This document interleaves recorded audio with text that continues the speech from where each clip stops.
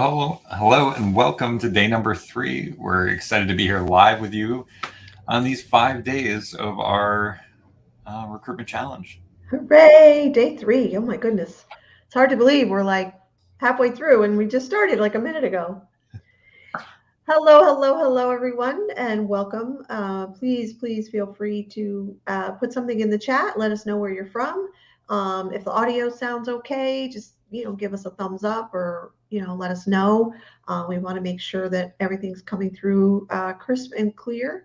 And we would love to hear as we're waiting for more people to join, and before we hop into the content, anything you want to say about what you've accomplished so far. And we hope that you are finding the Facebook group helpful to put in there, the results you're getting from your assignments each night.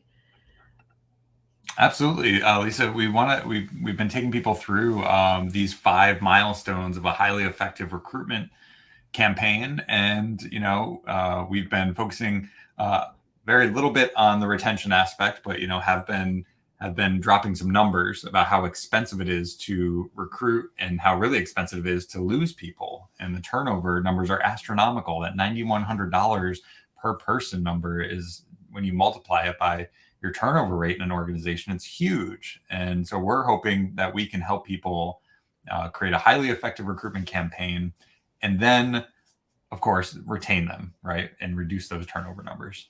Yeah, and frankly, we're strong believers that retention starts before you recruit people, and we're going to dive really deeply, as deeply as we can in 30 minutes on Friday about that. But really, retention efforts really need to start, even before you start recruiting. But in an effort to sort of help people with what they're dealing with right now in terms of recruitment, that's why we wanted to create this challenge so people could have the necessary elements for an effective recruitment campaign.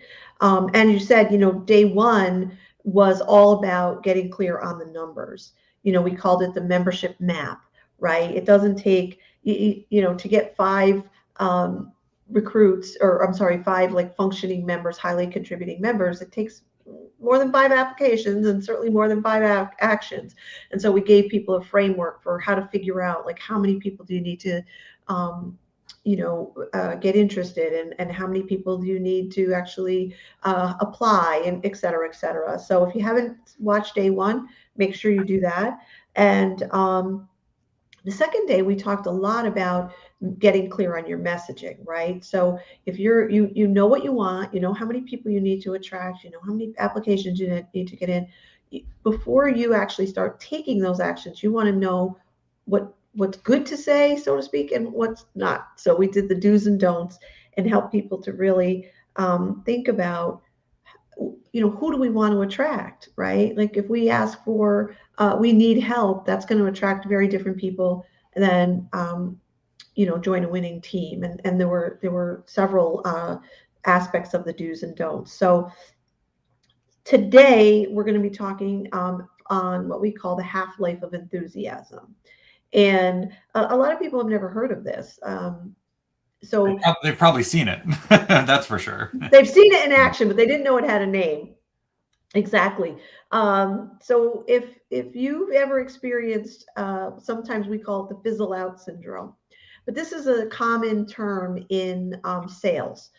When someone gets interested in something, they're looking at a vacuum or a car or anything.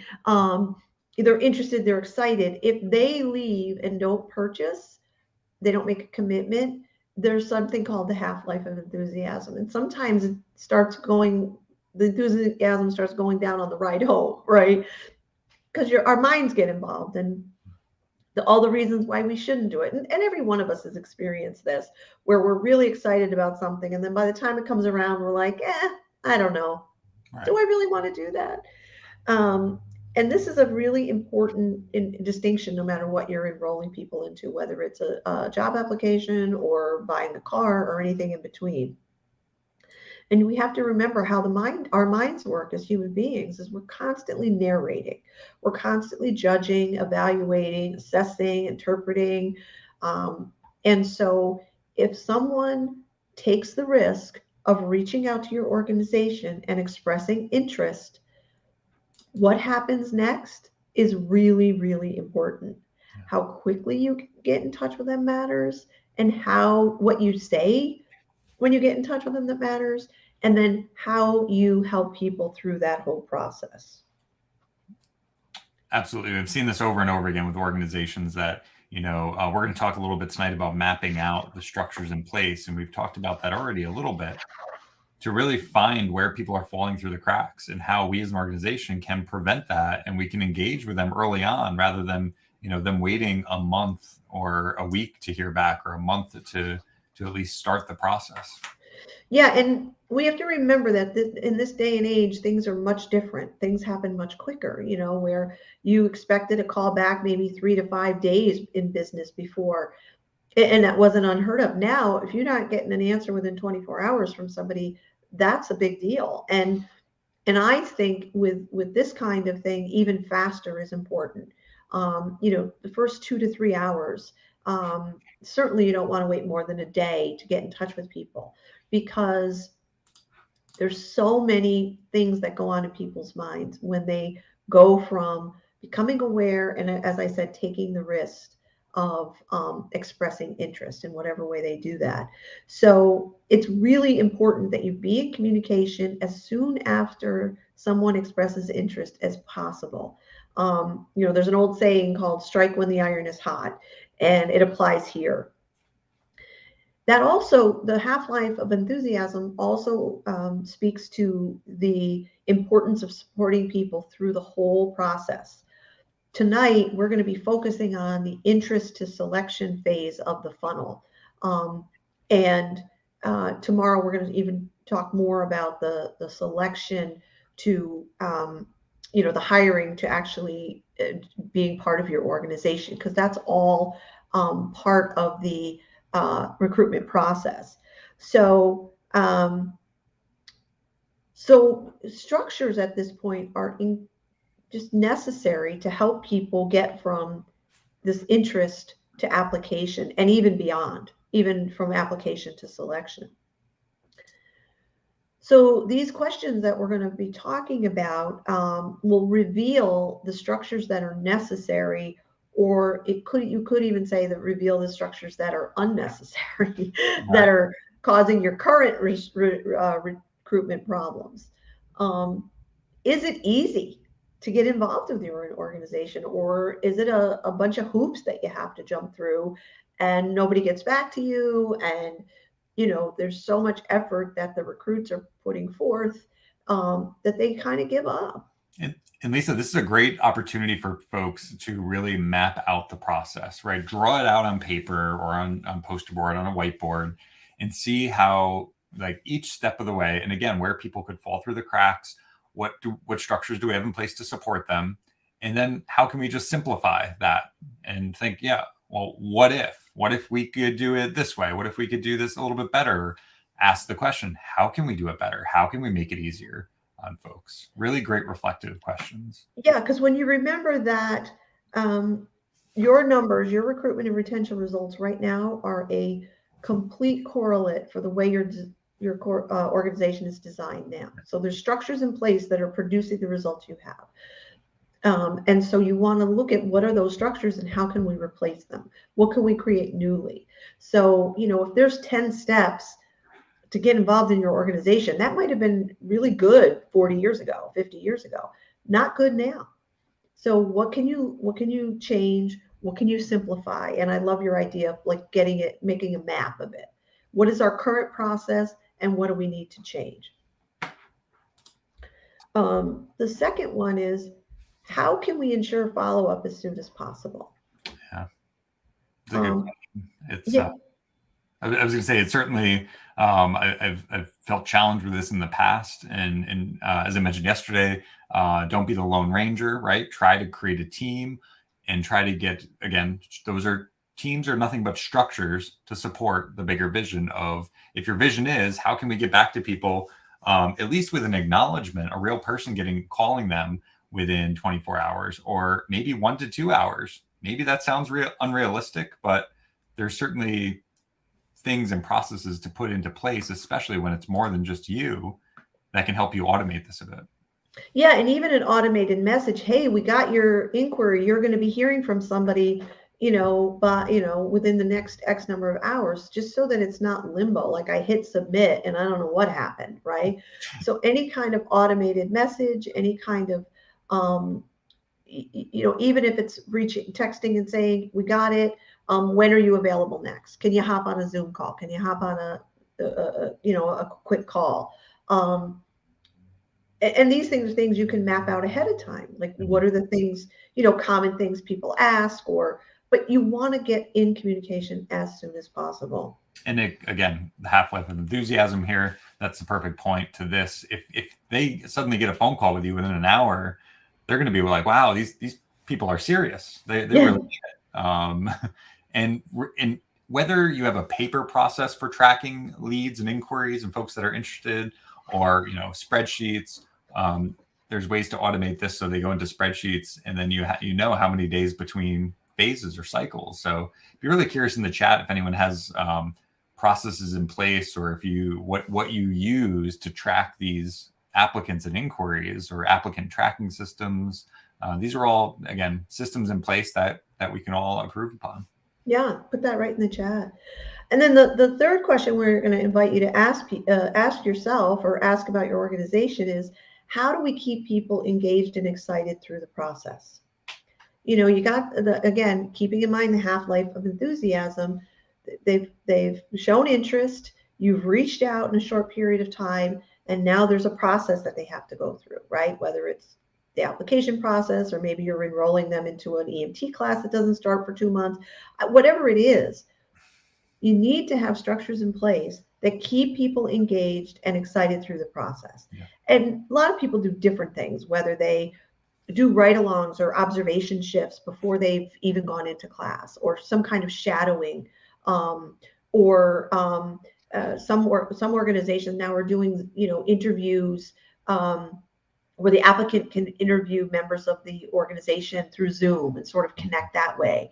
Assigning a mentor of some sort to the new applicant so they can connect to the organization ahead of time.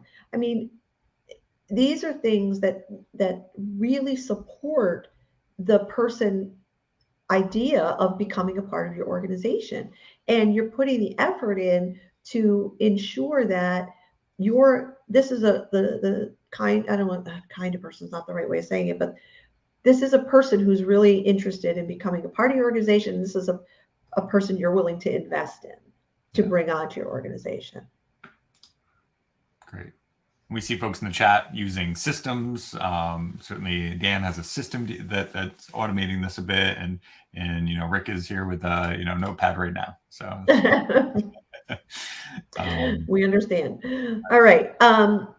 So we're going to come back to those at the very end. So don't worry about that. Now, now that once you've gone through those questions and you've figured out how to keep people interested and get to the application phase, putting an application in, and then, staying in touch with people, there are several other things to consider that we've found that a lot of the organizations, if not all the organizations we've worked with, don't take this into account at all. And we call it creating a mutually beneficial relationship.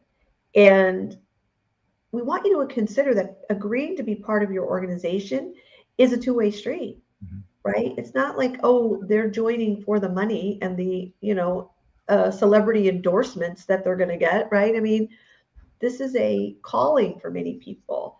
And you want to look to see how can you create a mutually beneficial relationship. And a lot of times, and Robbie, you can, chime in here. We get questions all the time about how do I keep my people engaged? Yeah. And, I have a lot of people on my roster, but they're not showing up, maybe in volunteer organizations or career organizations where they say, well, they're on the books and they show up for their shift, but that's it, right? A lot of times this is what's missing, is a mutually beneficial relationship hasn't been established. It's an equal partnership to achieve the same goals. And so as you're putting together your recruitment plan, you have to ask yourself, are you clear of the benefits to being a part of your organization? This will help you to be more fired up about enrolling people. Like you get excited about, wow, this is what we have to offer, right? And it creates a different experience in the recruitment process. So what it takes to create a mutually beneficial relationship is clear agreements. And oftentimes that's missing. Can't be unspoken expectations. Um, Human beings crave clarity and agreements. And as organizations, we need to provide that. So we're going to show you two boxes here. These are some of the things that they can count on us for, right? This is what your organization might provide. And these are just examples um, that we've come across, people have given us. Um, But it's important, Lisa, for folks to realize again that you, for them, in exchange for them being part of your organization, they need to be getting something out of it. And spoiler alert, it's not just a paycheck.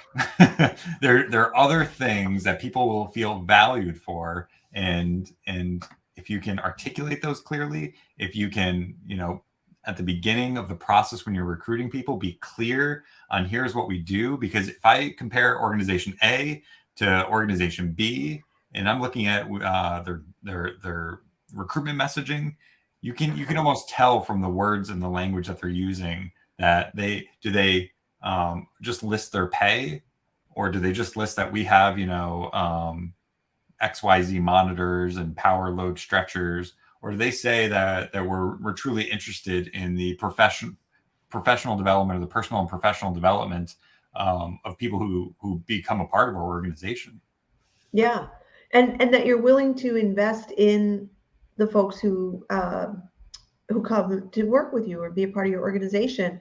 And it might be invest in their training. It might be invest in a physical fitness program. It might be benefits. It might be, you'll get assigned a mentor that will support you in your own development.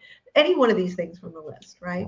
And it allows you to then say, well, here's what we want to count on you for. Otherwise, again, they're just doing you a favor, right? If they don't know exactly what they're getting out of this relationship and being part of the organization.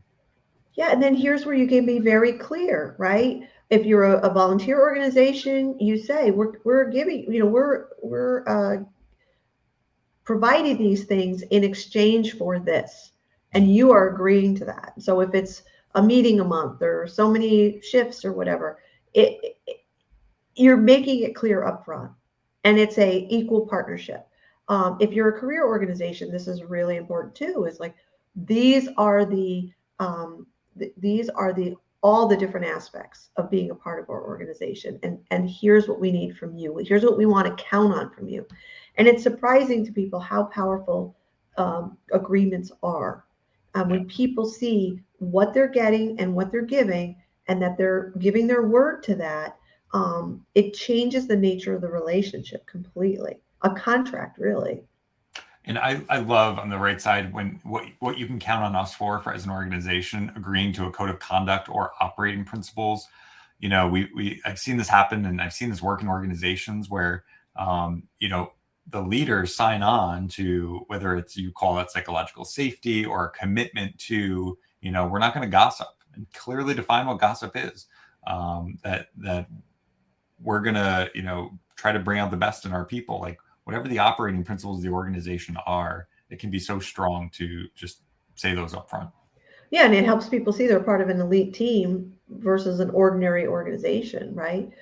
So gosh, I'm seeing it's already right almost 20 after. So the next thing we want to bring to mind is, if you're thinking about retention as you're recruiting people, you want to start to get curious about the folks that you're in communication with, and what their needs, and knowing what their needs are. And when you're not looking for warm bodies, but you're actually out to create this mutually beneficial relationship, then you're going to widen your scope, if you will, and know what people's needs are. Now we're using here, this is Maslow's hierarchy of in his theory of human development. It's not important that you know all the ins and outs of this for now, but it's a good model for us to kind of talk about what are the needs of the people and where they're at in the hire, as you're hiring them. The very first level is the basic needs, right? We got to make sure that people are paid and can have benefits to the point where they're taken care of, right? And they're not worrying on their shifts about how they're going to make ends meet. And so we have to make sure that we're providing the remuneration at a rate that is going to provide that for the people who are coming in, right? And then there's the safety needs that they need to feel free from harm. I mean, do you have a policy around psychological safety? Are you working towards being a just organization? Do you have policies around no bullying and things like that? People need to know that they're coming into your organization and they're going to be safe, right? That need, that security and safety is met. And then this third level, the belongingness and love needs, this is where I think there's so much possibility inside of EMS and in the industry, because you get to be a part of something great, right? It's not making widgets, right? It's saving people's lives. It's caring for people. Even, every call is an opportunity to truly show caring and being your best. And as you often say, meeting people often on their worst day. So knowing that that's what you're able to provide is that sense of connectedness, which is a human need. It's not, a want, it's a need. Then that, and if people are at that phase, like that's a really good match oftentimes. I don't know if you want to jump in and say anything about that. I think again, people have this general, if their basic needs are met, they can then progress to the more psychological needs, right? And if their psychological needs and their esteem needs and like their belongingness is met to the organization or to like having relationships, then they can get onto the higher levels of things. And again, if they're not always worried about where they're going to sleep that night or where they're going to get a paycheck or their basic security, I mean, really, you can't have a high performing organization of people if they don't have, their basic needs aren't being met. Absolutely. And this is just something to know, like, and notice and be curious about as you're interviewing people, as you're interacting with people. And, listen, people are going to join your organization at different levels of this pyramid, and there's no, perfect formula. But if you consider that you start to see their participation with your organization, whether it's paid or volunteer, as a pathway for supporting people to developing themselves and getting to the next level and having their needs met, like then you can see that mutually beneficial relationship even more clearly, right? Because we're as an organization committing to helping our recruits, our employees, our members, go through these levels and get their needs met. Yeah, and you and I often talk about coaching and the power of coaching as a leader, as a supervisor, as a manager, and especially when it comes to the self-actualization phase of someone addressing those needs. That we have a very powerful part of our leadership training where we talk about the power of coaching. To be a good leader is to be a good coach. Absolutely, and knowing what people's needs are is really a good, important part of that. We have to go through this really quickly, but we mentioned the idea of obligated helpers earlier in the challenge. I think it was on day 2, but I'm not positive. But when you're thinking about creating a beneficial relationship, a mutually beneficial relationship, it's really important to think about the sort of the two ends of the spectrum of attributes that recruits might have. And one end of the spectrum is what we've been talking about in terms of high performing team members. And then on the other end of the spectrum is more of this obligated helper. These are sort of the self-sacrificing, doing you a favor. Doing you a favor. Trying to save the organization. Yeah. And a lot of times we see that in organizations where they don't have strong agreements.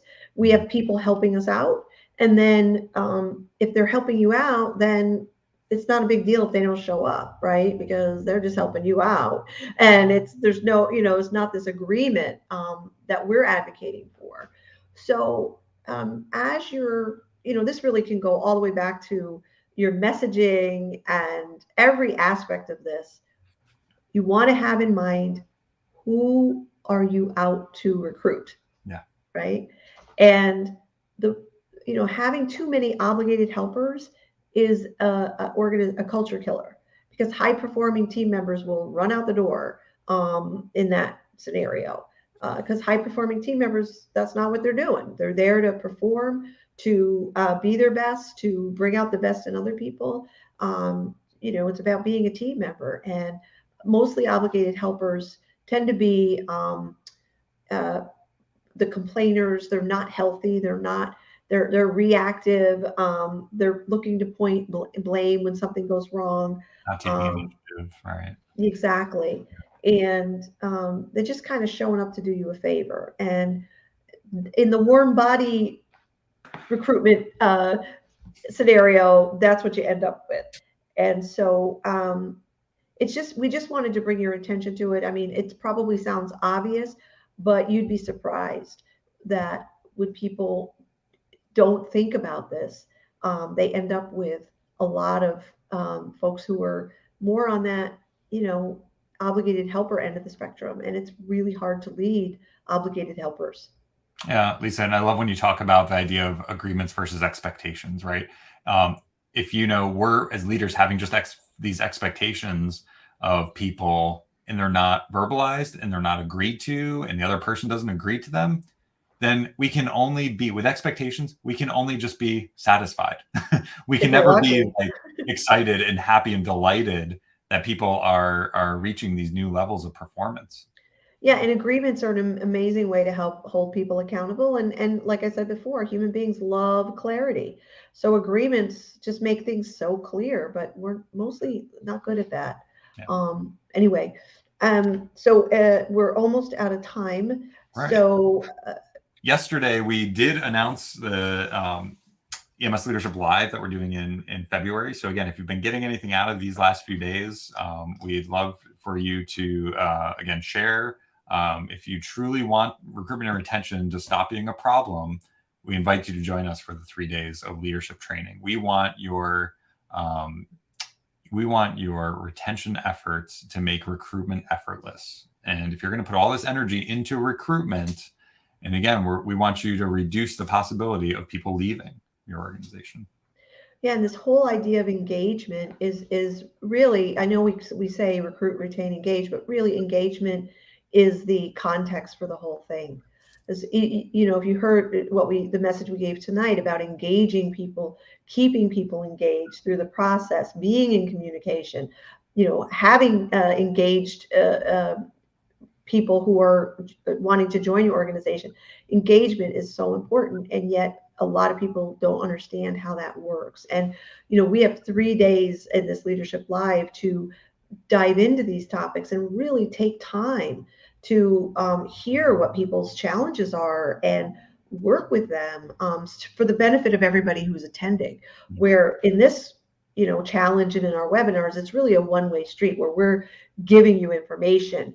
In the Leadership Live, it's much more of a conversation, an interactive conversation, and not only with us, but we have the ability to put people in small groups and really explore topics, and you'll learn from other people, you'll help teach other people, and then we'll take time to dive into these topics more deeply, but also be able to, because we'll have time, we'll be able to think well about them.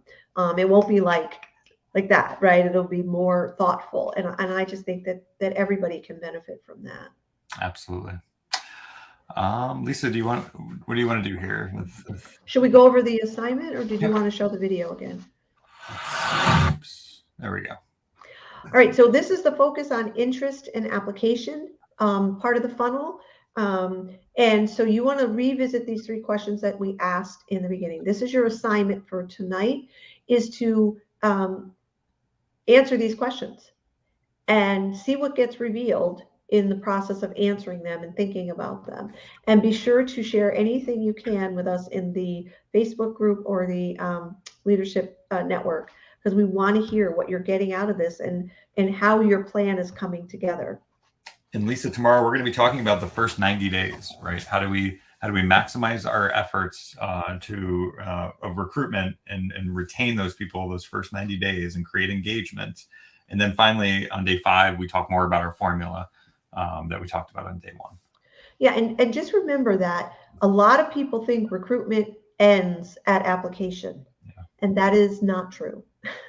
Because you can have people apply and not make it to hire, and you can hire people and have them not make it to onboarding. So recruitment is not not done at application. Recruitment isn't ever done as far as I'm concerned, but it's a through the first 90 days is really where you want your plan to be focused on. Absolutely. All right, folks, if you have any questions, we are here for you. Again, we have, you can go back and rewatch any of the first 2 days. There's information there about creating landing pages, right? How to maximize the awareness phase and really reach people to the consideration phase. And certainly messaging does matter, that we talked about yesterday. So we look forward to seeing you tomorrow. Thank you so much for being here. And if you want to drop any anything in the chat around what you got out of tonight, or if it was helpful to you, that would be great. We could stick around for another minute or so. I just want to, it's no interaction, so I want to hear what people are saying. If it was helpful. If this is landing, if this is helpful, we love your feedback here. What was your biggest takeaway? Certainly. Thank you, everyone.